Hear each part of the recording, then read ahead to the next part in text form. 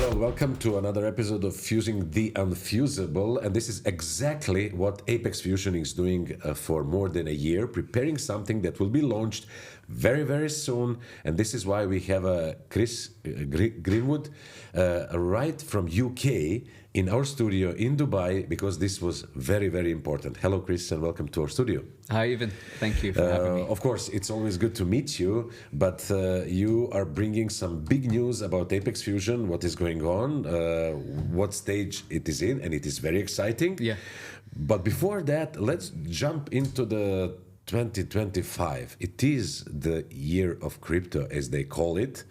Most of all, and maybe because of the Trump, and he won the elections and have some big words on crypto, even created a coin and whatnot. What's going on there in your crypto world? See, one of the things which many of us which were looking at crypto space was always looking towards the US.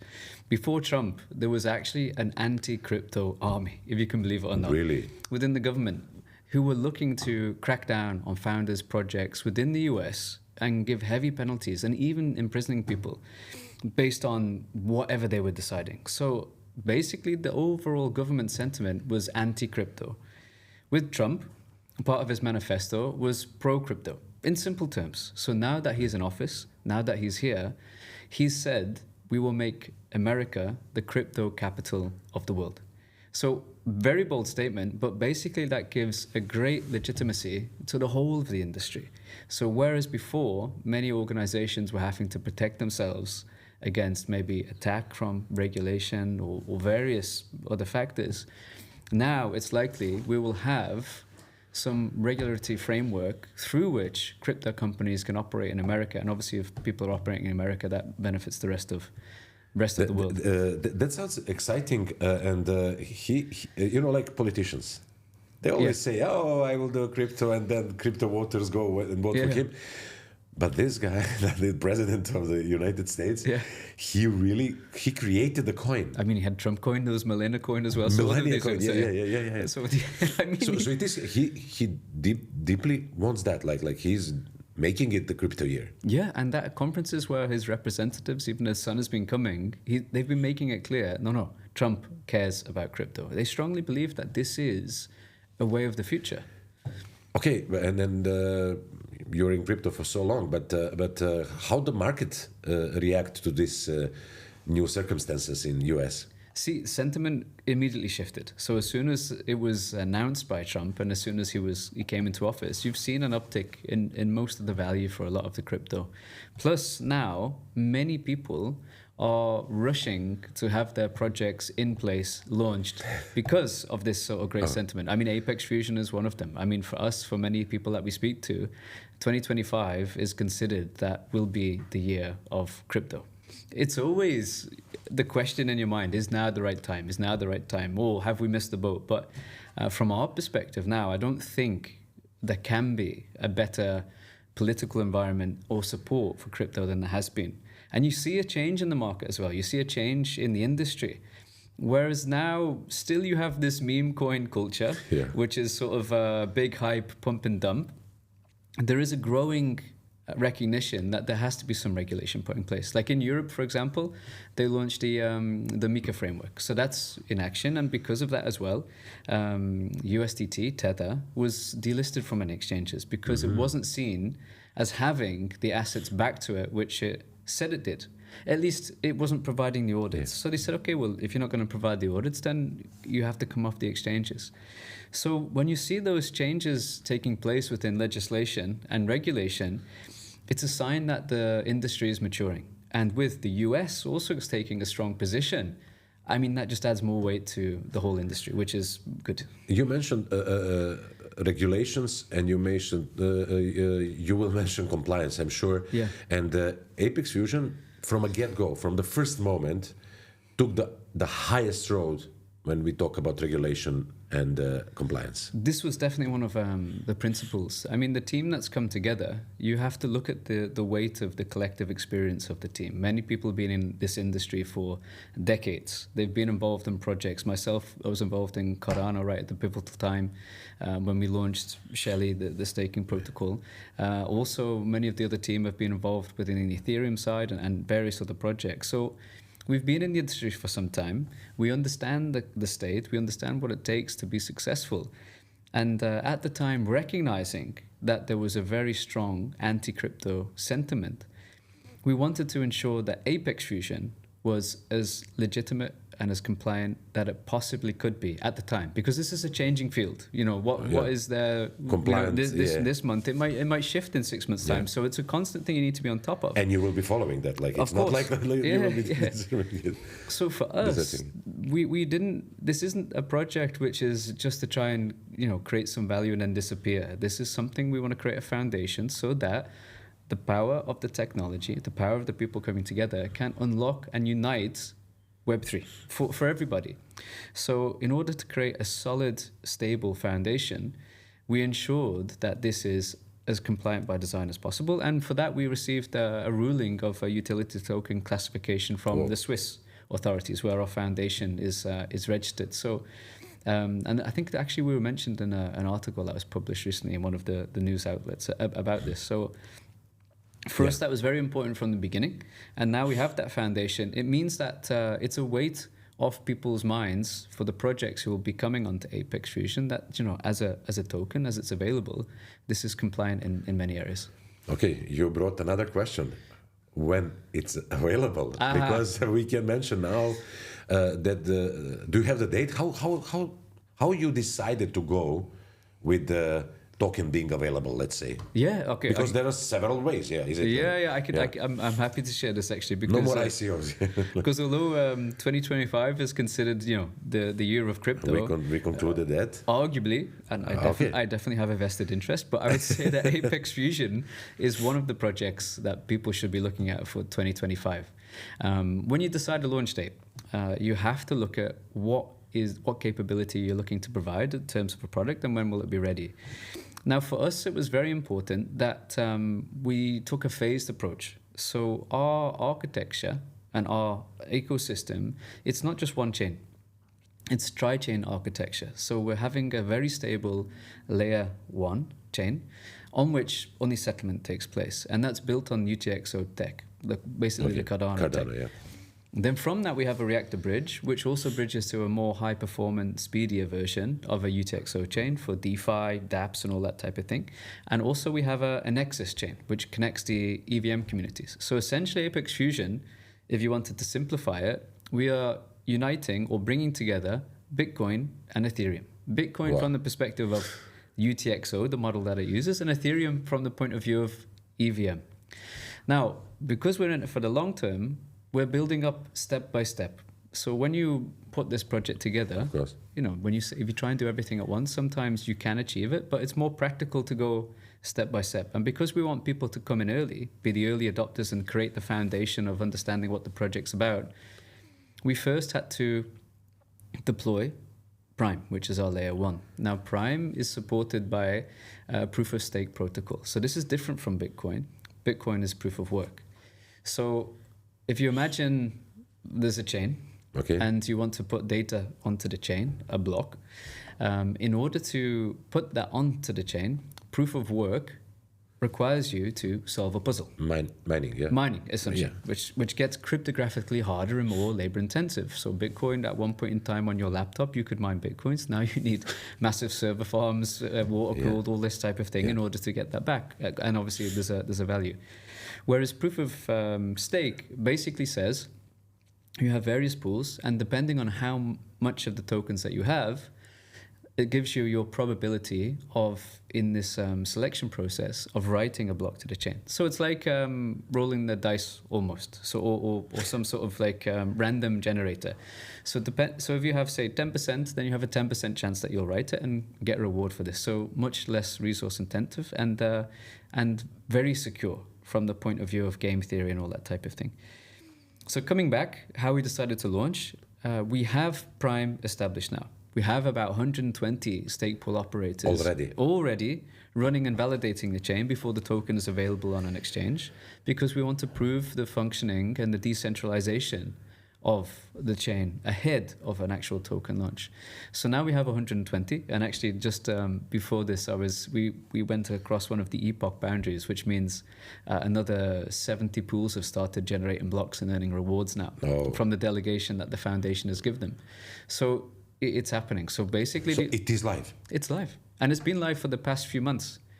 The only thing we had to do. And you told no one? No, because this is, at this stage, our whole principles of what we've worked on before is you have many projects that sort of portray big, grand claims of what they will deliver, when they'll deliver. But for us, to focus on what we're going to do is just we deliver first and talk later. So the idea is to release it. And then start communicating. That's a quote that a lot of people will be taking. So deliver first, talk later. That's one of our principles. So Prime is working. Like this layer one is working. It's working. It's functioning. We've got 120 SPOs. Block production's decentralized, and people are earning rewards from this point of view. The only thing that we don't have yet is the token listed on an exchange. Oh, that is coming. So that we've done in such a way that we can design the timing of our choice. Okay. But to all intents and purposes, if you can imagine that the chain is ready and now it's just listing that's to come, it's not very matter far of away. Weeks. So because people will be watching this podcast in the different days and months and whatever. So we are now beginning of the February. Yes. So can we expect that to happen in February, March, something like that? Definitely mid to late February. It's there. Mid to late February 2025. Yeah. Apex token will be listed on exchange, which means publicly available. Yeah. Okay. So that's the big news.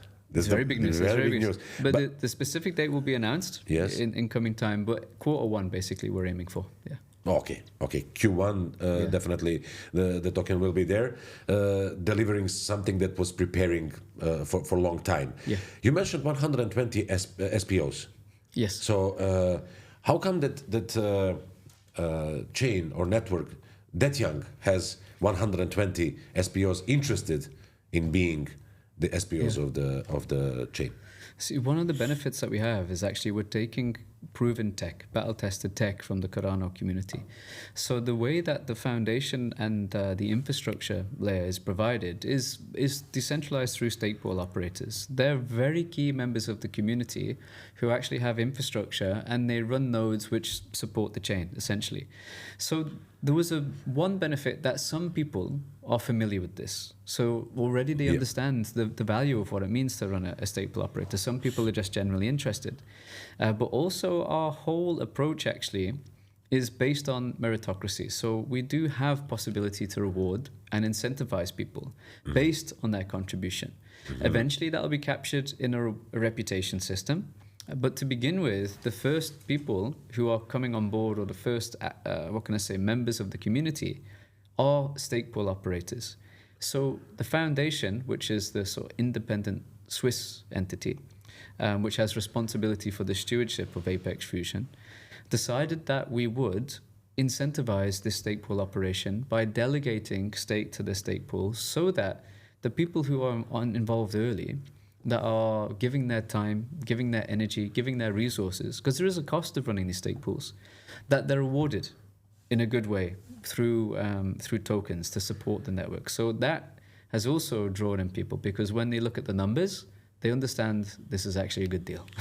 It's very fair. No, definitely. But also you mentioned Cardano, and you were the part of that ecosystem for a long time, and launching some amazing products. And definitely we are talking about staking, and this is something that Cardano really, really did in an amazing way, that is working, that is operational, and incentivized really, really good, let's say. Can you draw a line in the similar things or differences between Cardano ecosystem and the Apex Fusion ecosystem? Sure, I'll do my best with greatest with greatest reverence. I have to warn you. I think Charles will be watching this podcast. Okay. So, mind your words. No, in which Oh, case of that's course, good. That's okay. good because I think then he would be happy to see, the work and the product of what's been done over these years is being taken forward and used in a slightly different but complementary way. Because the whole idea of Cardano right from the beginning and the principles of being open sourced, being available for the community so that it can be handed over to the people to take it forward, I think is one of the reasons why in Apex Fusion we've recognized its value and are using it in a different way, yet complementary way to solve different problems. Myself, my own journey, just to give a bit of background, I was part of the team and my role of head of delivery, of pulling together all the technical teams, all of the aspects of the development into a cohesive plan and aligned strategy so that we could actually put together the original node and then actually launch which brought in the proof of stake protocol aspect, the Ouroboros protocol, for staking, which was called Shelly. So I was there for quite some time, right from the Byron era through Byron rewrite of having to change out this old not so great Seracle code base to then perform the hard fork onto the new Byron node to then work with the teams as well to implement this. How long you were there? I think I must have been there for about over 2 years, yeah. Oh, yeah. Over 2 years for all this. In exciting times. No, this was when very everything was exciting starting, because yeah. I have to give full credit to the team because the people that I was working with, likes of Duncan Coates, who was one of the sort of main architects there, Edsko de Vries, who was developing the absolute Ouroboros consensus protocol, and all the other teams that are working on the ledger, the DB Sync, all of these small aspects of the work which came together to make this incredible node. These were some of the best people I'd ever worked with. It was actually intimidating to be in meetings with them and have conversations and try and lead and try and guide when, their intelligence level is just in a completely different place. I mean, some of these people were actually creating the programming language of Haskell and developing and changing things. So to harness that energy, focus it, direct it, and deliver on the specification and the vision was quite a challenge. But that was part of my role. And then I took some time out for other purposes to do some humanitarian work. And then when I heard about this project coming back together, I just thought it was fantastic. Using. Using? Yeah, I was using the best of the tech. So because battle tested. Yeah, battle tested, and from my point of view, it's incredible. When I work with the teams, I understand in depth, the potential of it.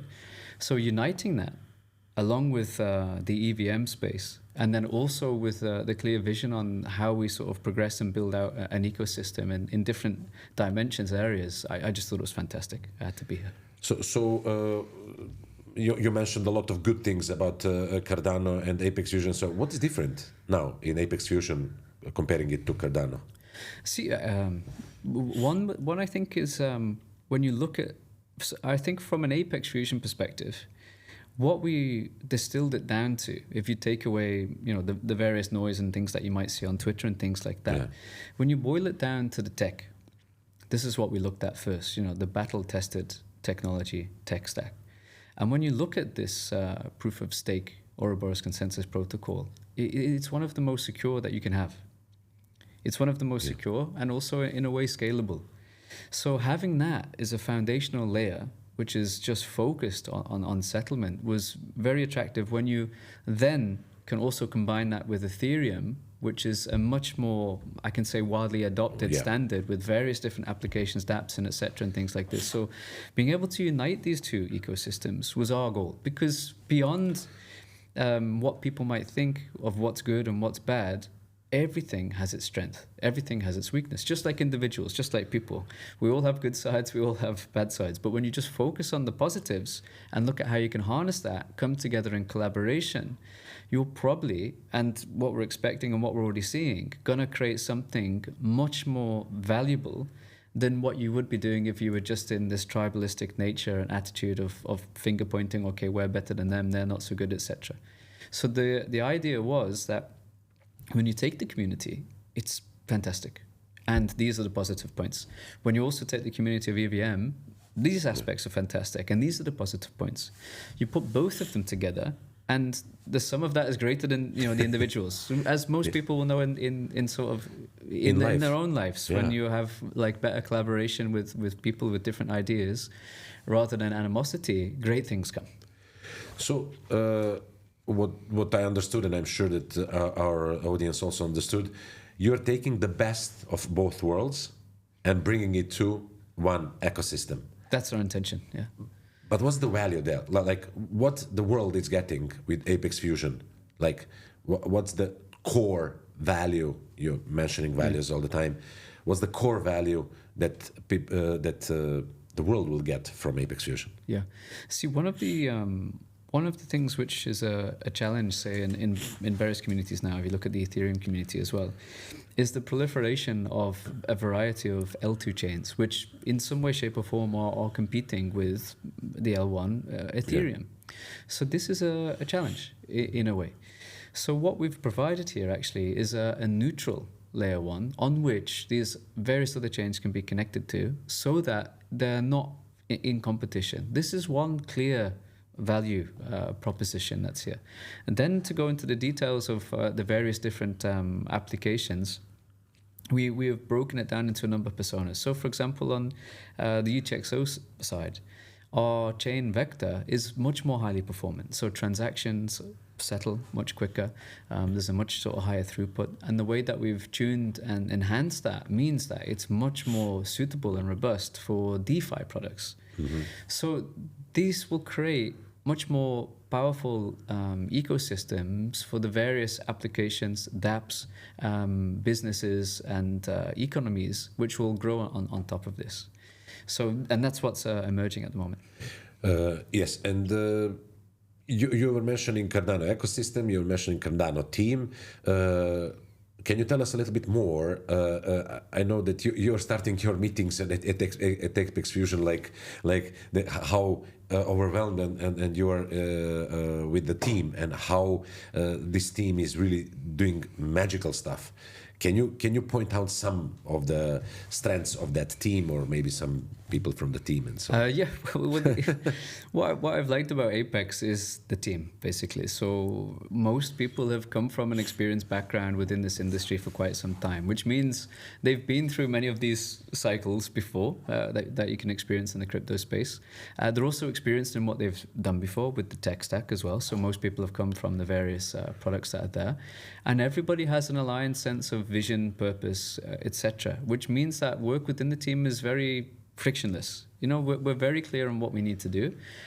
We have alignment, and we have good planning, and we have good process, which means that work can happen at a good methodical pace without the interruption and disturbances or any sort of changes of direction. I can only give credit to the team, and I think what you were alluding to is giving thanks to the team and their work, which I think is important, because as a leader, so my role is program director, I have the task of bringing together all the threads so that we can actually launch this as a product.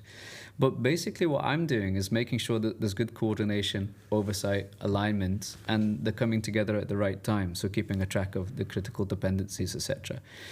So this is a little bit of more of a technical answer based on job function. Let's go more emotional. Yeah. So, but I really believe that I'm just here as a facilitator in that sense. And when I'm presenting and when I'm having the meetings, I'm representing people's work. Because people are up until very crazy hours trying to make this work. I mean, we've had several issues and several problems. We have to meet deadlines. People are working through the weekends. They don't get to see their family as much and things like that. And the commitment is just astounding. So you have to give credit where credit is due.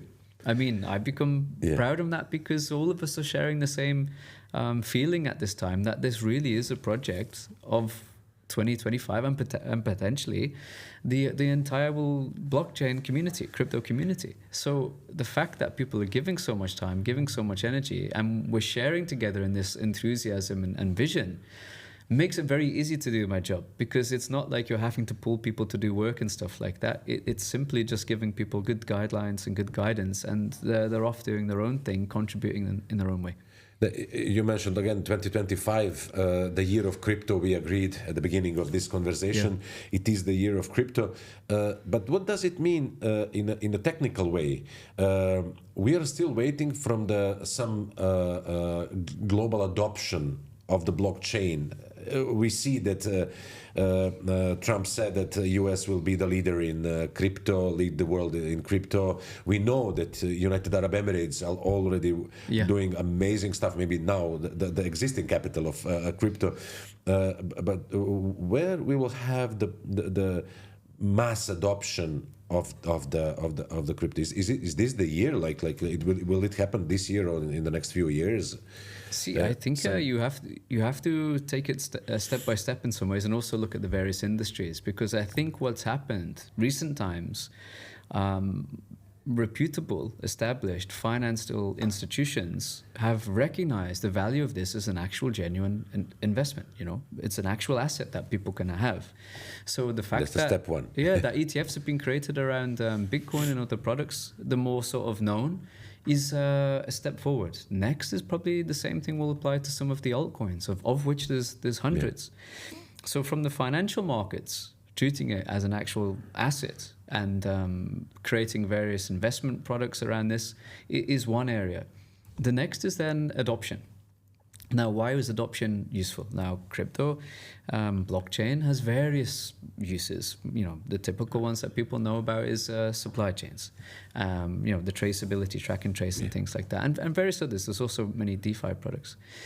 So I think once you have an industry that becomes legitimized by regulation, it becomes much easier for the companies who are developing crypto and blockchains to then engage with private companies to offer services, provide solutions, and to develop this industry in the way that meets the needs of all of these. Because up until now, many people you would speak to, I know a little bit about crypto. I bought some, I got something, I made something, I lost something, but I don't know how it actually applies to business. But when you look at Apex, one of the things that we're doing is quite novel, is that we're creating a reputation system. So the reputation system is a way to ensure that we can keep an eye on verifiable contribution to Apex Fusion.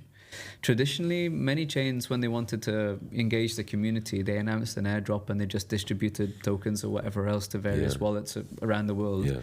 And many people would have just done what they want with that, probably sold them so they could earn some income. Yeah. For us, what we want to do is have a way in which we can recognize contribution in different areas. So, for example, the stake pool operators I mentioned earlier, they're the foundation. They're supporting the actual chain and the operations of the actual whole ecosystem. They're called the Sentinels, citizens as a character or a persona. We look at podcasts like we're speaking about now, media presence, social, and that type of thing. So they'll have a scoring based on that. So with this podcast, your reputation is going higher. Well, maybe not. I don't know if I'll have your reputation. My reputation, Fusing the Unfusable's reputation will be going higher. Yeah. So that'll have a score. So then what we'll be able to do is then reward and incentivize actual contribution. So meritocracy is our key thing that we want to have.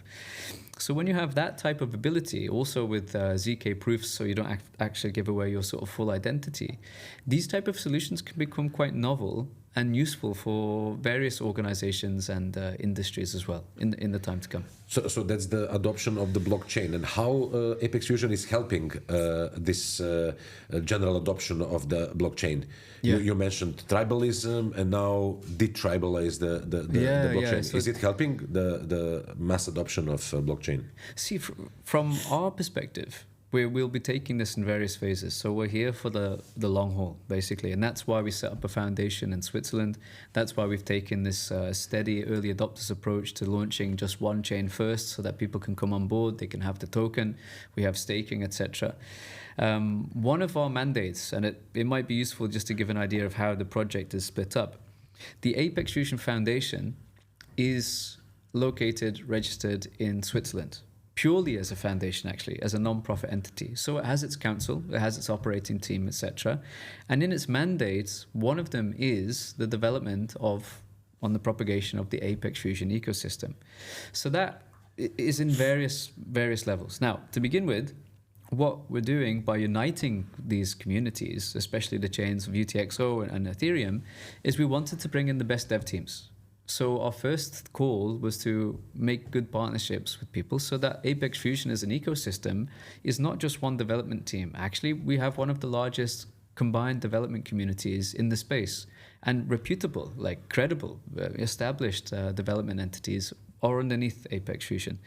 So for them, they've been incentivized through a number of ways. We have an Infusion bucket, which provides delegation to the stake pools that they're running, which means they'll earn rewards. And then what we'll be running in order to develop the ecosystem technically is a grants process and a grants program. So people can say, okay, I want to contribute to the ecosystem in this way. Or what I haven't been able to develop here, I want to develop here so that we can complete it. For example, if a team, a dev team, a product which for some reason didn't get funding within Cardano through, I think they have the Catalyst program there, or they just haven't been able to manage to sort of get something put together, it might be suitable for us, which means if they develop here as well, later they can also take it back to that ecosystem. So that's how we'll build it from this perspective. So there'll be a grants process that people can apply to, which helps us build out the technology.